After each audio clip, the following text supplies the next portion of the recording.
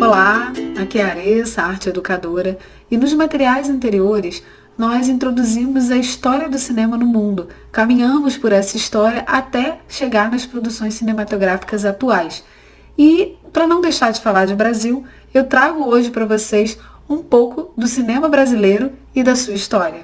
Se o cinema no mundo teve seu começo marcado pela invenção dos irmãos Lumière e pela exibição do primeiro filme em 1895, aqui no Brasil, esse pontapé inicial aconteceu cerca de 6 meses depois, em julho de 1896, quando foram exibidos no Rio de Janeiro uma série de filmes curtos retratando o cotidiano nas cidades europeias. E 2 anos depois, em 19 de junho de 1898, os irmãos Pascoal e Afonso Segreto gravaram imagens da entrada da Baía de Guanabara no Rio de Janeiro.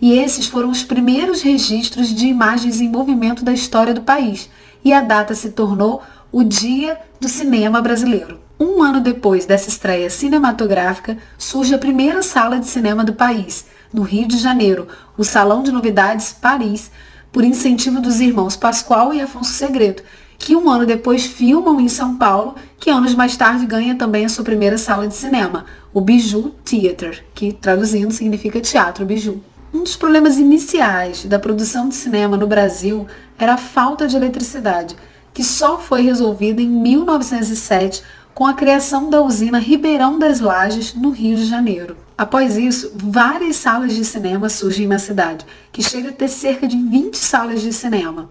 No início, os filmes tinham todos um caráter documental, ou seja, eles registravam o cotidiano da cidade, os fatos, os acontecimentos, até que em 1908, o cineasta Antônio Leal apresenta o seu filme Os Estranguladores, que é considerado o primeiro filme de ficção do Brasil. Anos depois, em 1914, é exibido o primeiro longa-metragem produzido no Brasil, chamado Crime dos Banhados.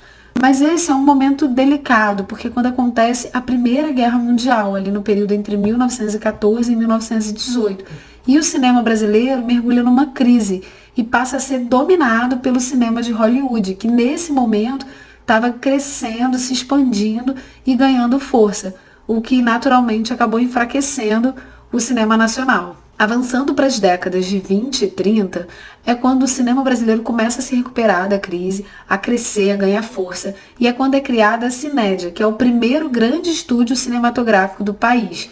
E ele passou a produzir filmes que tinham a cara de Hollywood. E é nesse cenário que aparece a figura da Carmen Miranda. A Carmen Miranda, por exemplo, que apesar de portuguesa, acabou se tornando sinônimo de Brasil nas décadas de 30 e 40 e nos anos seguintes teve uma carreira super bem sucedida nos Estados Unidos, deve a sua popularidade à Cinédia. E ela estrelou musicais como Alô, Alô, Brasil, em 1935 e Alô, Alô, Carnaval, em 1936, um ano depois. Em 1940, surgem os gêneros das chanchadas, que são filmes cômicos musicais de baixo custo. E esse gênero cresceu juntamente com a Companhia de Cinema Atlântida, fundada em 1941 no Rio. E os principais atores da Atlântida são os inesquecíveis Oscarito e Grande Otelo, que são 2 artistas que tiveram uma contribuição riquíssima para a arte e para o cinema nacional. Em 1949, já beirando a década de 50, é criado o estúdio Vera Cruz, inspirado nos modelos de cinema americano, produzindo filmes mais sofisticados. E Mazzaropi foi o principal artista desse estúdio. Nessa época tem destaque o filme O Cangaceiro, de 1953, que foi o primeiro filme brasileiro a ganhar o Festival de Cannes, que é um festival de cinema que tem reconhecimento mundial. E além disso, no ano seguinte, em 1954, quando a Vera Cruz faliu, surge o primeiro filme brasileiro a cores, chamado Destino em Apuros. É nesse momento também que é criada a primeira emissora de televisão do Brasil, a TV Tupi. E muitos atores que atuavam na Vera Cruz passaram a atuar na TV Tupi.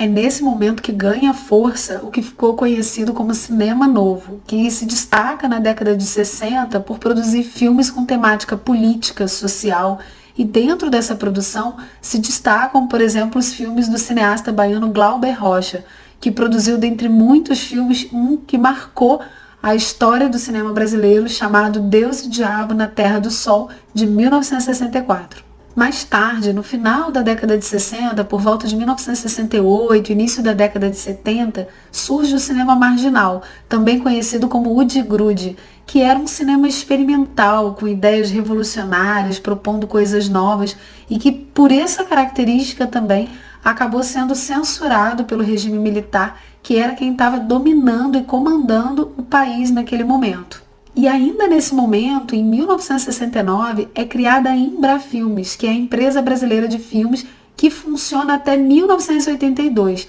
E ela é criada justamente em meio à ditadura militar, com o apoio do governo, que tinha a finalidade de usar o cinema como uma importante ferramenta de controle estatal, de controle do governo, que financiava as produções naquele momento. Ainda que a produção de cinema tenha diminuído no final da década de 70, muito também por conta do contexto político que o país estava atravessando, filmes como Dona Flor e Seus Dois Maridos, de 1976, fizeram sucesso. E esse filme, inclusive, ganhou uma nova versão, anos mais tarde.